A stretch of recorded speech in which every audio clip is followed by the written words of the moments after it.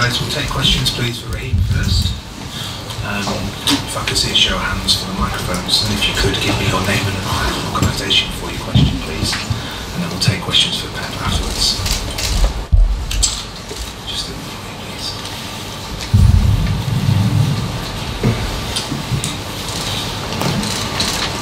Raheem Sterling, Manchester News. What does playing in the Champions League look like?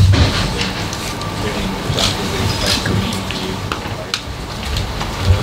Playing the Champions League every year is always a massive bonus. It's an unbelievable competition to be involved in, and to be in a stage like this is, you know, a really special thing. We just need to, you know, stay focused and try and enjoy it as much as we can.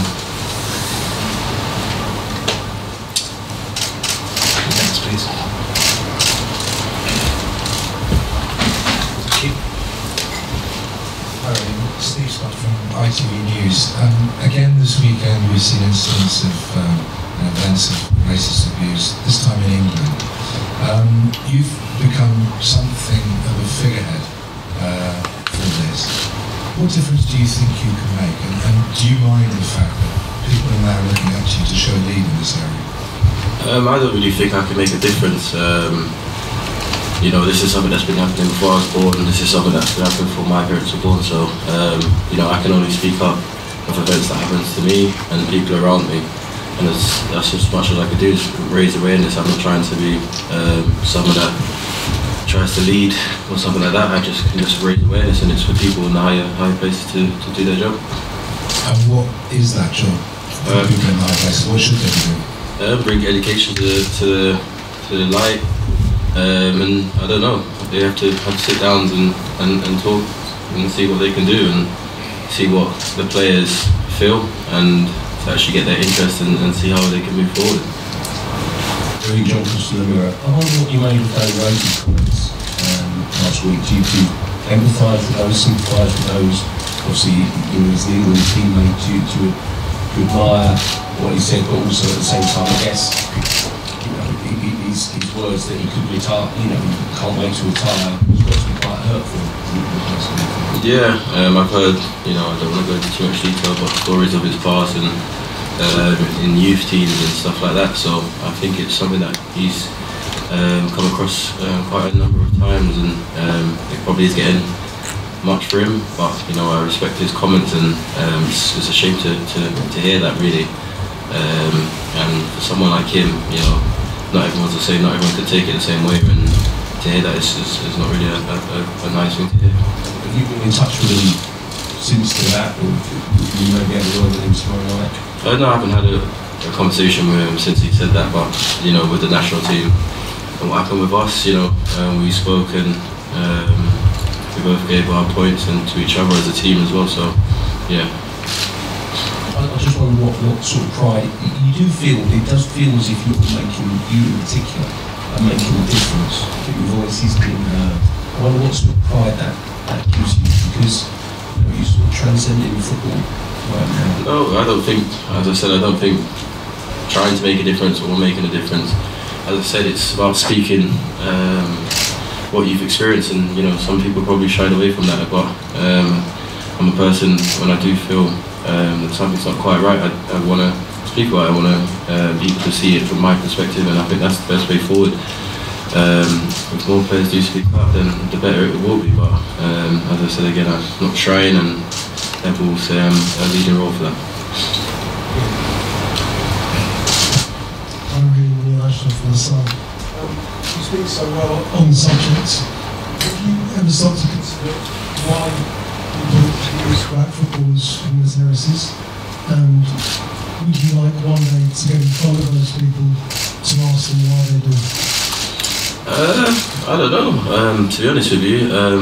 As I said to you, a lot of people take it really offensive, and it is offensive, but growing up, my mum's always told me I'm, you know, a wonderful black child, and I know this, so it's, when I hear it, it's not nothing new to me. It's like, I know I'm black, and I'm happy with it, I'm proud, I'm confident with my body. At the same time, it's not right, but if you do let it get to you a bit too much, some people can't take it, but as I said, growing up, my mum's always told me to love myself and who I am. did you experience growing up? To be fair, in London it wasn't, not at all. It's mainly when I went up north to Liverpool. That's the first time I encountered racism in London, you know, in the schools, and on a day-to-day basis you're around a really diverse community. So pretty much only a few occasions growing up in, you know, the academy at Liverpool, and then mainly so in the last couple of years of being a professional.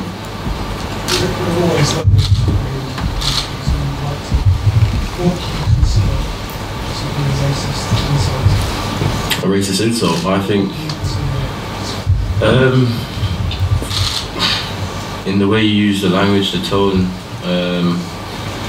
I can't, off the top of my head now, say exactly what it is, but it's just the aggression and, you know, the passion that people use behind the words that they're using, and trying to make it really, you know, hurt someone and affect someone. I think that's when it's definitely becoming a racist mark.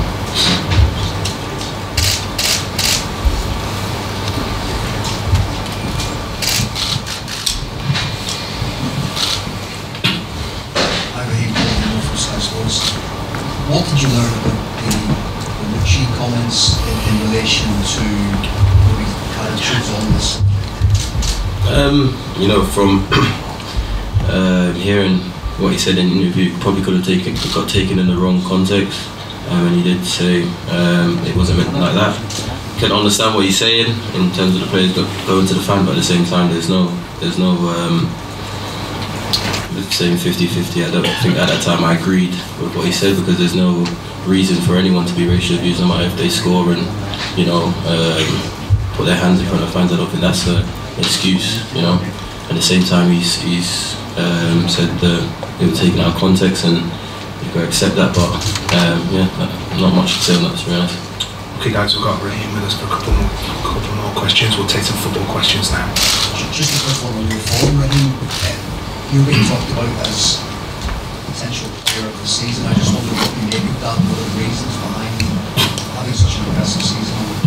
To be in such an amazing team with a great coach, in an environment where I'm constantly learning, and just being able to, you know, have someone that trusts you and gives you that encouragement to always want to do better, and never ever making you stay still and always keeping you on your toes. I think that there's no better place to be than that is to have a manager like Pep, you know, that always has you on your toes and you're never comfortable. I just wondered what you made of the new stadium and whether that will have an impact on the game until tomorrow night. Yeah, it's a massive, it's a lovely stadium, to be honest with you. Walked in and, you know, I was quite pleased to actually finally see it. I've heard a lot of talks about it, and it's really good to see it in the flesh now, and hopefully we can have a good one here tomorrow night. Last couple for Raheem, please. Matt, did you have one? Did you have one? Alison?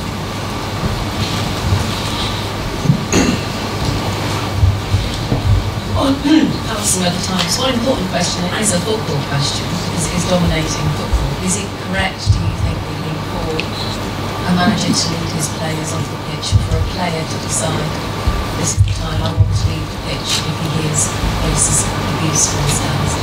I think everyone's entitled to their own opinions. As I said to you in previous comments, my mum has taught me how to love myself and how to love my skin colour and how to be comfortable with my skin colour.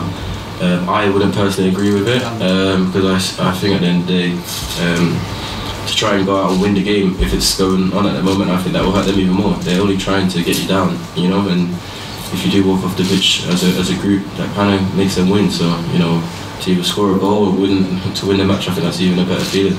That beats them. Would you support a teammate who didn't take your point of view then, and was so hurt and felt they couldn't carry on, they had to?